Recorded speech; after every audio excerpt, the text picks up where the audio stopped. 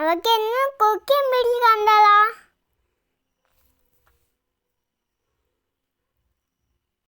Hi all, നമുക്കിന്നൊരു പുട്ടുണ്ടാക്കിയാലോ? വെറും പുട്ടല്ല കേട്ടോ, ചക്കപ്പുട്ട്. അപ്പോൾ ഇതെങ്ങനെ തയ്യാറാക്കാമെന്ന് നോക്കിയാലോ? അതിനായി ഞാൻ കുറച്ച് ചക്ക എടുത്ത് വൃത്തിയാക്കി വെച്ചിട്ടുണ്ടേ. ഈ ചക്ക നമുക്ക് നല്ല വൃത്തിയായിട്ട് അരച്ചെടുക്കാം. ഇങ്ങനെ അരച്ചെടുത്ത ശേഷം ഒരു പാത്രം എടുക്കുക.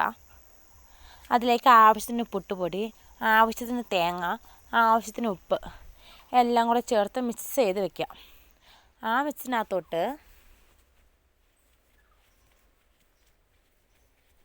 നമ്മൾ അരച്ച് വെച്ച പ്യൂരി ഒഴിച്ചു കൊടുക്കുക. ഈ പ്യൂരി നല്ല വൃത്തിയായിട്ട് മിക്സ് ചെയ്ത് വയ്ക്കുക ഒരു 5 മിനിറ്റ്.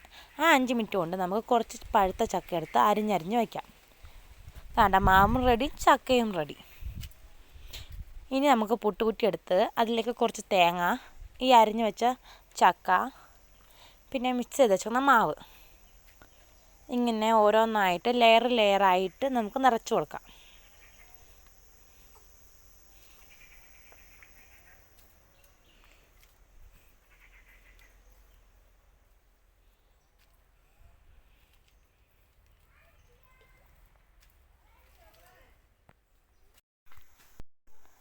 പിന്നെ ഇതിനെ നമുക്ക് ആവിയിലും കൂടെ വേവിച്ചെടുത്താൽ